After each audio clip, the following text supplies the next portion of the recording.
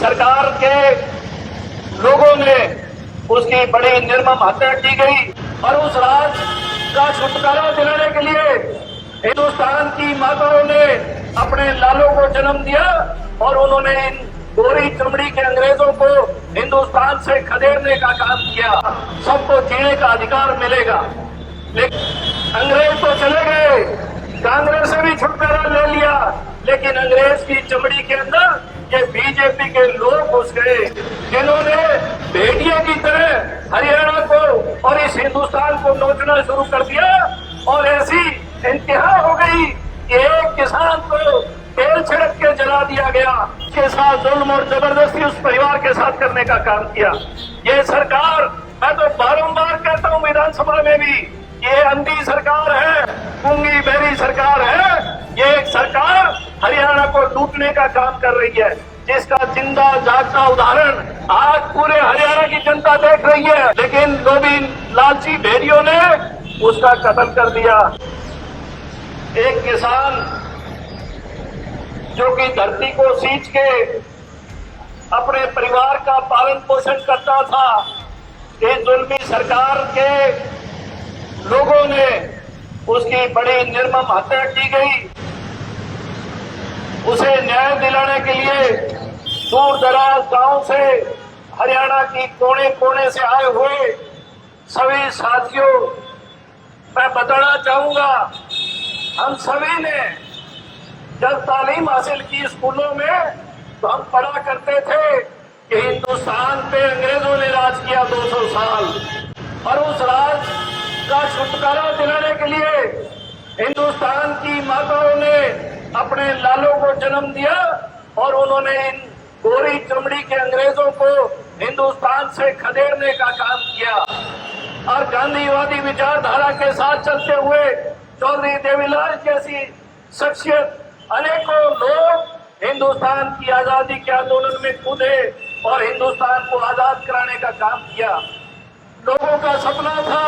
कि हम एक ऐसा भारत बनाएंगे जिसमें किसान और गरीब और दलित और मजदूर सबको सम्मान मिलेगा, सबको जीने का अधिकार मिलेगा।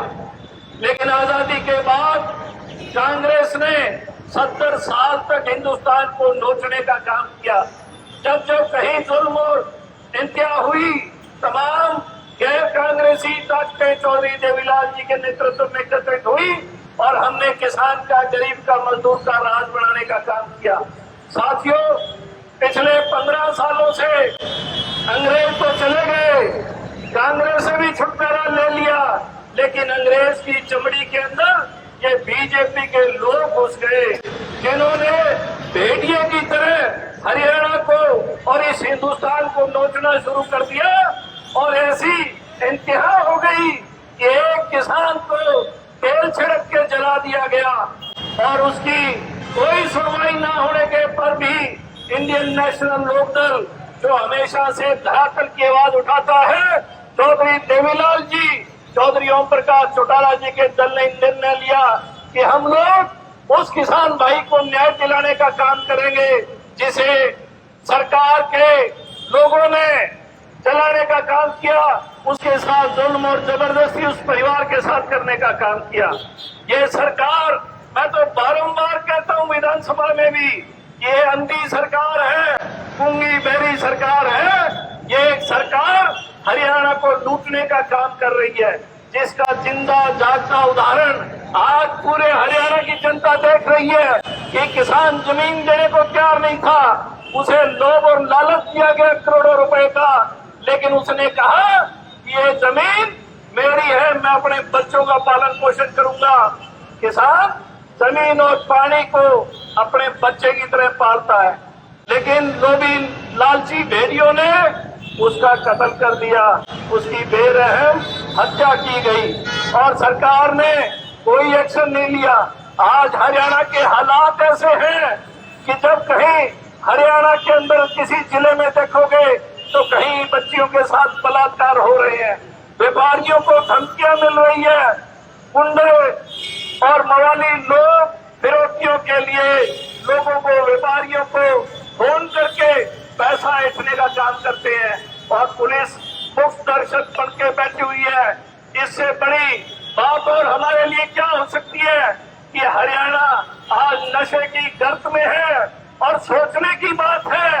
कि पंजाब पुलिस की एक एएसआई नशा बेचती हुई सिरसा में पकड़ी गई। मैं आपसे एक बात कहना चाहूंगा, कोई किसान दूसरे जिले में जाता है कोई सौदा सामान लेने, तो निश्चित तौर पे अपनी रिश्तेदारी ढूंढ के किसान के पास जाता है। अगर पुलिस वाले नशे का व्यापार कर रहे हैं तो मैं आपके माध्यम से सवाल पूछना चाहता हूं, क्या पुलिस वाला जब नशा बेचने आएगा तो वो पुलिस वालों के संपर्क में होगा कि नहीं होगा? ऐसे हालात हरियाणा प्रदेश के हैं